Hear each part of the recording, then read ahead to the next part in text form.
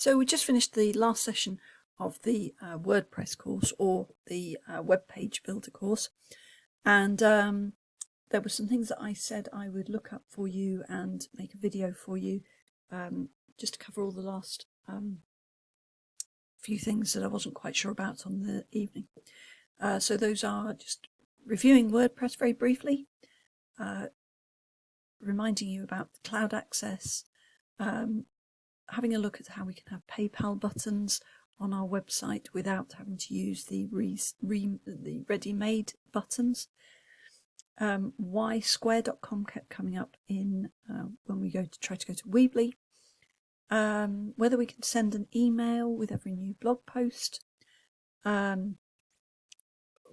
we can make sure our website is visible to search engines, and how to reliably change the images on headers in Weebly. So,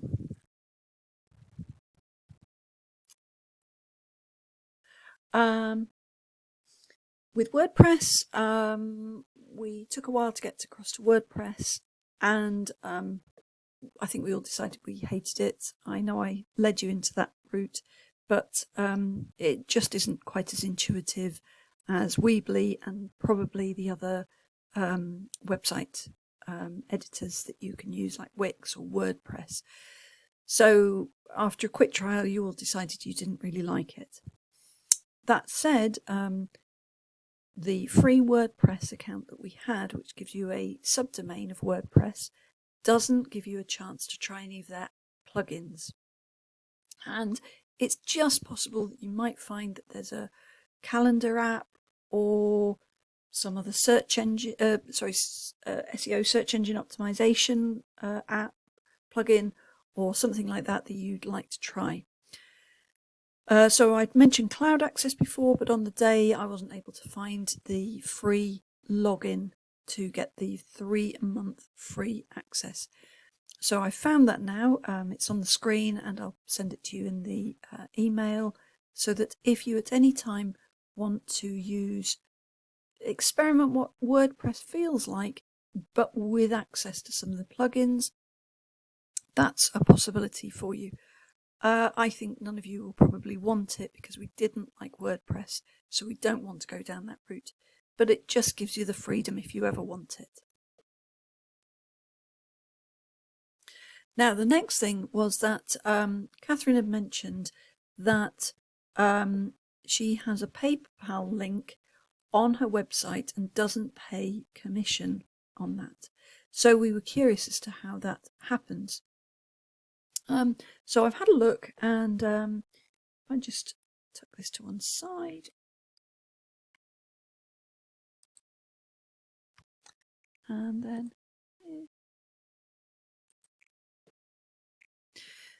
so what happens here is that this is the paypal.com/buttons page, and what you do is you link up your account details to the particular feature that you would like. So it could be buy now for a single item, or donate, or subscribe, so it's a recurring payment. And if you choose that,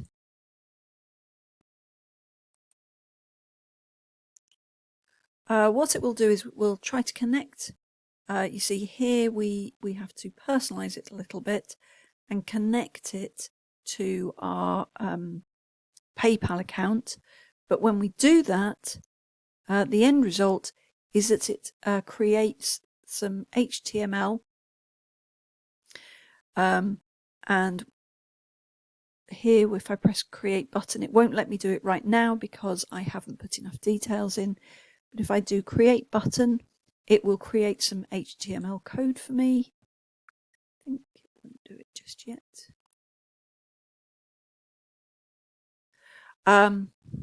Yeah, I haven't, because I haven't put attached my PayPal account to it. But if I do that, it will give me the code, which then, if I go into Weebly and I choose the embed code feature, and then copy from PayPal here into my Weebly page, into the embed code space, it will create a button with all the functionality behind it to collect that value. So that is a way of getting around having to use Square and having to pay the commission. Having said that, what I would definitely do is I would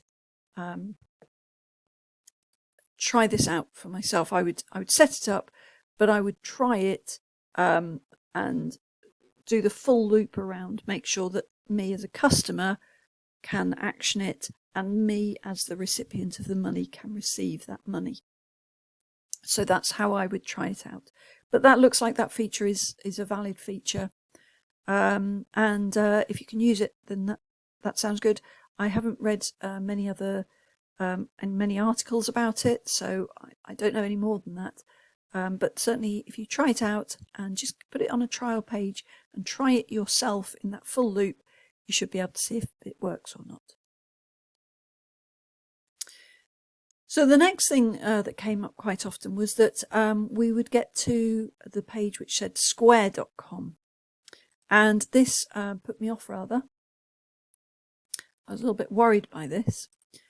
So we would try logging onto Weebly, or if we tried Square, it came up to this. And this was a little bit, as I say, concerning because we didn't know where to go, what the relationship was. Using Square, it asks you for more details about your business, but you don't have to get to the point where you talk to it about your financial connections with the company. Square, as we said, was the payment system that Weebly has now purchased, or they are now one and the same thing. And you see quite a lot of traders using this Square payment system.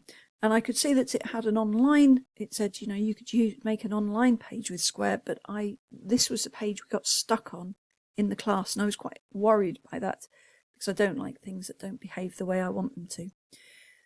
What's happened is that, in fact, if you choose the online button here,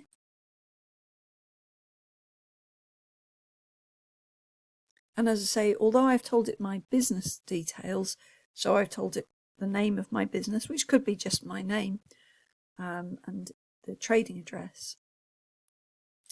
What I found, hold on, I'm just going to move this onto my other page. I'm just logging in.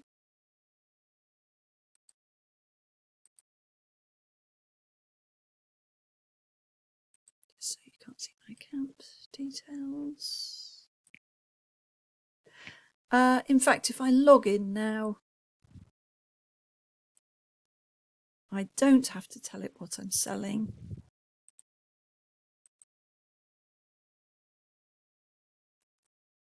Continue. Oh.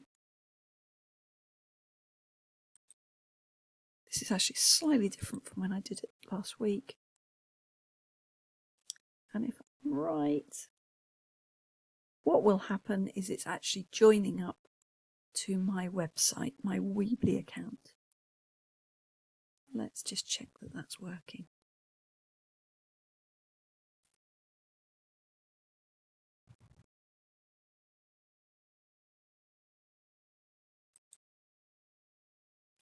Oh, hold on just a second. Okay, again, I was being silly. I wasn't being confident as I should be. Here, if I click down here, these are all my Weebly websites. So I've come in through Square, but just by clicking on this link here,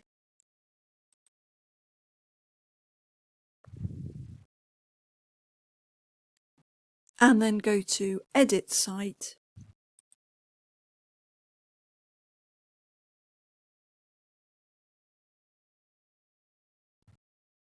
then I'm into Weebly. Okay, so Square links directly to Weebly. And what I'm going to do is I'm just going to pause that and I'll just run that through again.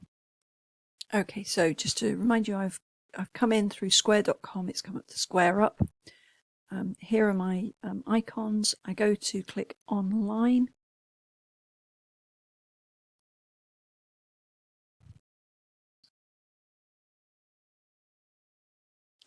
and from there it's going to offer me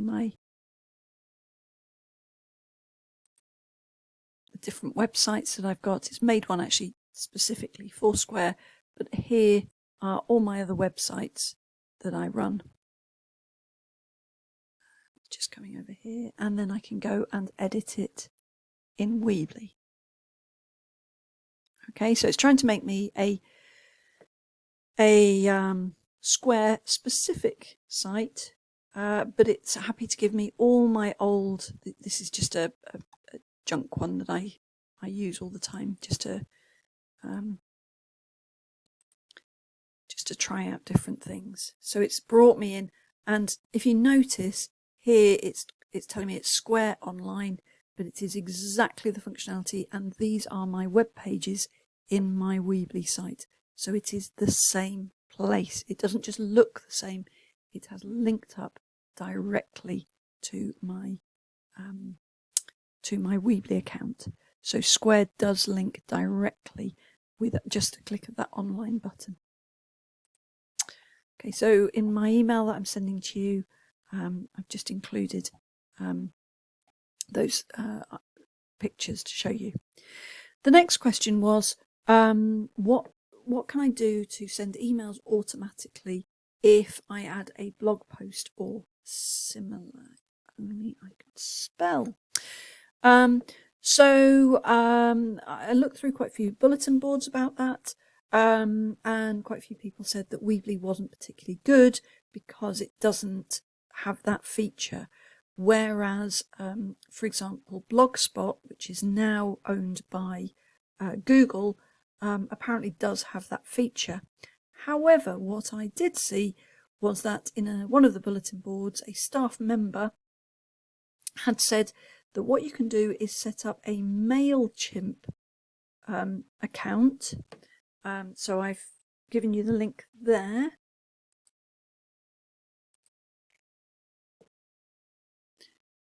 And you can have this free account. Now, I haven't gone that far because I have so many things set up to my email account.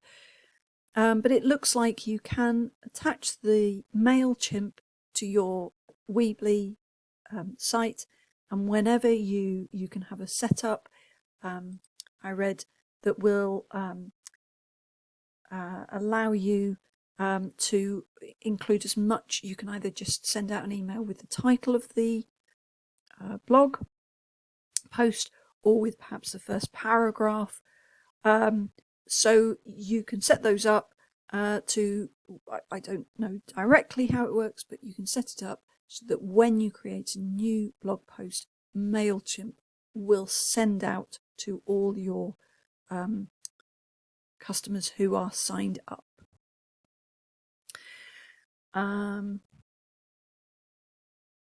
Okay, so the next query was about a website being made in Weebly. It's a free one on a subdomain, so .weebly.com. And the question was, I've made this site and it's just not coming up. And even when I put things exactly as they should be, I'm still not finding my website appearing in searches. So I found this really good link on another bulletin board. And basically what that says is, yes, Google is searching for your website, even if it's a free .weebly.com site. So what it says is that it will take time. It may take a few weeks for your site to start being visible. The other option is that Weebly could have forced the site to have become invisible to Google, but it's not. They haven't done that. It's just that it takes time to build up. In this post, what they recommend is that, of course, if you add a Google property to your website, and I've attached to another video previously, and I'll attach that again now. If you attach a Google property, which is a feature of Google search engine optimization, it's that little piece of code that you make, that you put into the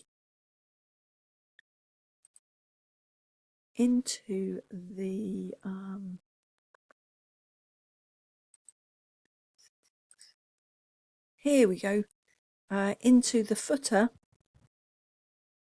So you put this little piece of code in, a little script, JavaScript script, and by you doing that, it proves to Google that you own the site or that you have access to the site and it's your site, and it then lets you see the use that is being made of your site, and also it starts to be able to tell you how to get more visibility. So if you have got a .weebly.com subdomain site, it's not that it's invisible, it's just that it needs to be fine-tuned, and you can look in Google and see what Google makes of your website, what it thinks of it. And the article that I referenced there was very good. I think that's the one.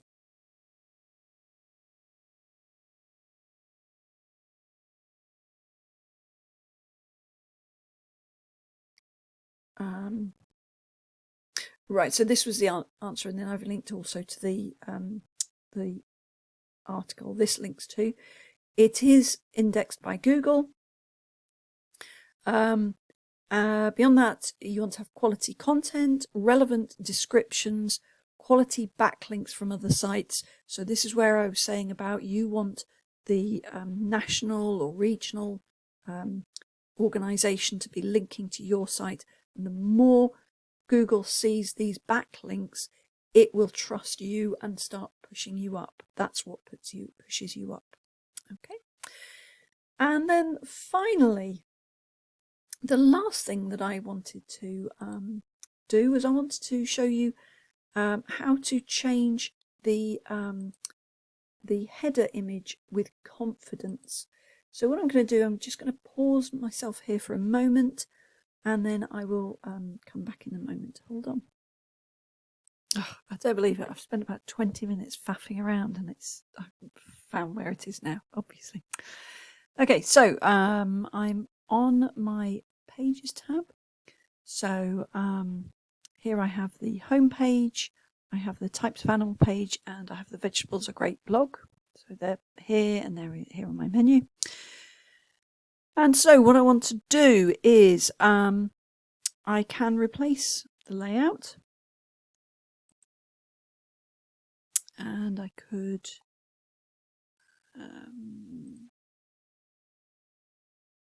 change image, for example.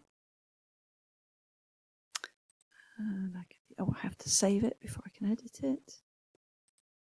Change that to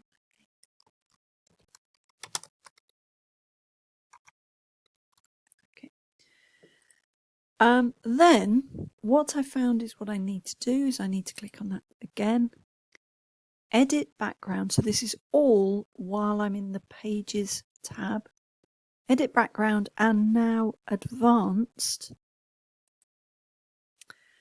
And here is exactly the bit that I need, save to more pages. Click on that. And if I select all and save,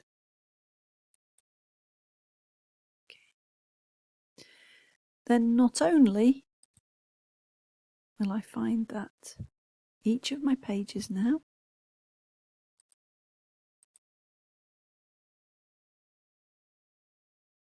are have that header image, but if I add a new page and want a header, that new page will also have that. So you can play around with the replace header layout. You can even have no image but change color, something like that. And then if I click on edit background again, advanced, save to more pages, select all, and that is what will change it on all the ones that exist and all your new pages. So just to recap, that is while you are in the Pages tab at the top, you're adding new pages or editing them in some way or other, and that's how you do it. Quite pleased with that. Okay. So finally, just to remind you, WordPress, the course was due to be all about WordPress, but we decided we didn't really enjoy it. We started with Google Sites, then I went to Weebly just because I like it. It's not time limited, and it's a very intuitive editor. But you can have a subdomain on WordPress. If you do, then you don't get any plugins, any of those extra little features. If you would like to try out those features, Cloudaccess have a free 3-month trial. It's a rolling trial as long as you go on and there's a button to press to continue, which gives you a WordPress style editor. It's the same as the WordPress editor, but saved to Cloudaccess, and that allows you to use quite a lot of plugins. We also wanted to know, is it possible to add a PayPal button directly? And it looks like you can. I have not used it myself, so if you put it on, check that it works the way that you expect it to before you actually use it. But that could be potentially a way around commission through your web host. Another problem we had was that we kept coming to square.com instead of Weebly, and that really concerned me because I couldn't understand how you couldn't get to it. But it turned out it was actually quite a simple press of a button just to go one step further, and you can do that. So that they are now becoming the same company, and you don't have to. Square is there as a payment system, but you don't have to give it your account company card details to be able to go through that route.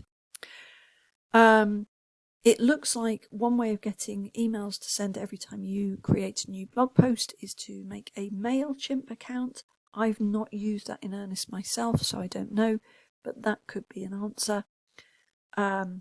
Yes, if you have a free Weebly.com subdomain, it is visible to Google, but it takes some tweaking for it to bubble up to become the most popular, even when you have what looks like a unique and highly focused website.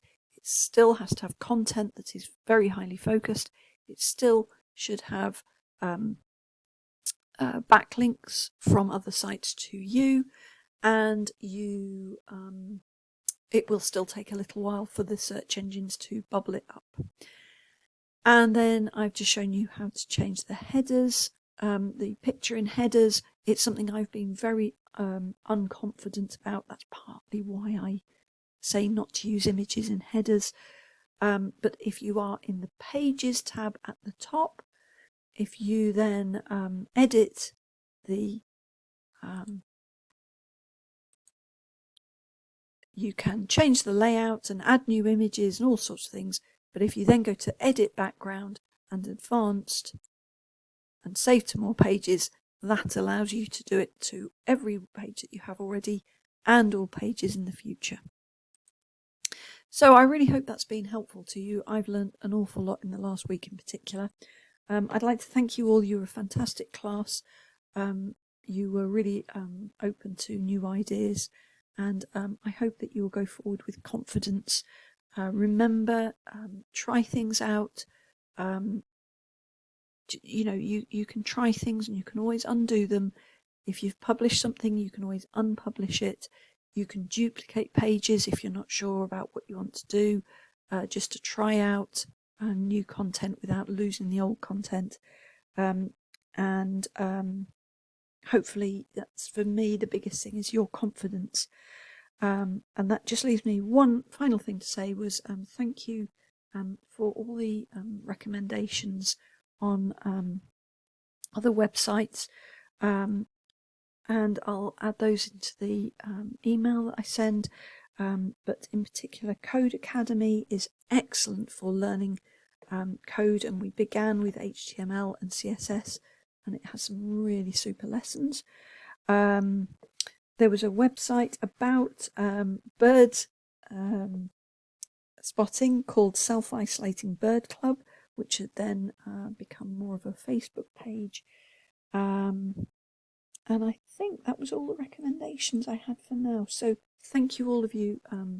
It's been a really good class, and I hope you have confidence now to move forward. Bye.